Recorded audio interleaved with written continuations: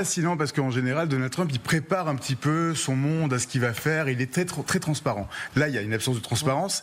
Il n'a même pas préparé sa population. Comparé au président précédent, George W. Bush, souvenez-vous, post-11 septembre, avec Colin Powell aux Nations Unies, à montrer la fiole, à dire il y a des armes de destruction massive. Là, absolument pas. Ils ont tiré les leçons, justement, de cette erreur. Oui, mais ce qui est fascinant, c'est qu'il y a quand même une volonté de coller à l'histoire. Coller à l'histoire, par exemple, quand ils vont présenter cette offensive cette nuit, de la même manière que Obama avait annoncé la mort de Ben Laden, de la même manière que Donald Trump avait annoncé lui-même la mort d'al-Baghdadi, il n'avait pas su le prononcer à l'époque. Mais ce qui est fascinant, c'est qu'aujourd'hui, sur les plateaux américains, les républicains ont cessé de vendre en fait l'opération. Parce que comme ils ne l'avaient pas vendu avant, ils sont obligés de la vendre maintenant. Il n'y a absolument personne dans les rues de New York ou ailleurs pour se féliciter de cette opération. C'est le rêve de Donald Trump d'être populaire comme ça. Mais est-ce qu'il ne va pas s'appuyer sur les Israéliens, David Benaïm, pour justement continuer cette campagne de longue durée? Puisque les Israéliens, Tsahal dit ce soir, on a encore plein de plans d'action pour l'Iran. Donc encore des actions à mener. Et ça ne va pas s'arrêter. Et ils iront jusqu'où, les Israéliens? Jusqu'à ce que le programme balistique soit anéanti. Parce qu'on parle en permanence du programme nucléaire. La raison pour laquelle Netanyahou, avant 2015, avant la signature du deal sur le nucléaire iranien, s'était vraiment fermement opposé, c'est qu'il n'y avait absolument rien contre le programme balistique iranien, qui est le danger immédiat pour les Israéliens.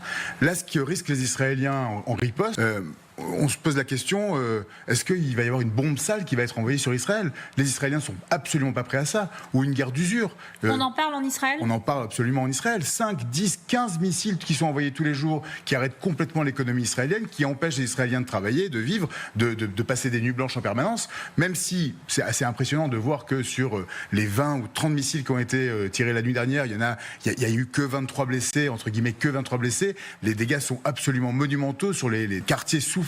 Mais c'est absolument la guerre d'usure qui risque d'atteindre le plus les Israéliens.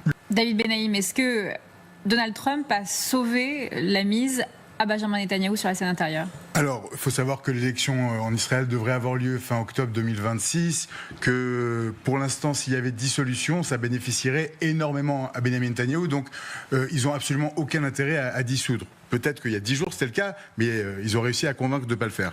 Il y a une légitimité pour la population de l'attaque. C'était le mandat de Netanyahou, ça a toujours été absolument de faire cette action contre l'Iran. Ce qui est hallucinant, c'est qu'à un moment donné, les Israéliens se sont sentis un petit peu abandonnés par Donald Trump. Pendant le voyage qu'il a fait au Proche-Orient, il n'est pas venu en Israël, il y avait une sorte de division. C'est là, à mon avis, que le grand bluff a commencé.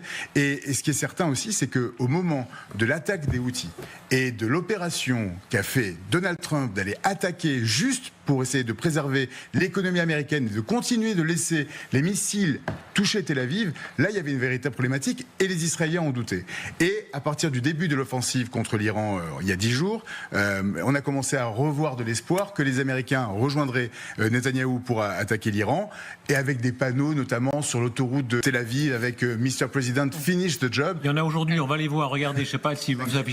Absolument, absolument. Et aujourd'hui, voilà, bravo, regardez, merci dans les rues de Tel Aviv. Il y a eu cet épisode avec les Houthis justement où les Israéliens se sont sentis abandonnés et que là il y a eu un impact très très fort, et demain si l'Iran décide de riposter et continuer à riposter, c'est les Israéliens qui vont continuer à prendre, et est-ce que Trump va continuer le chemin? Ils ne sont pas certains.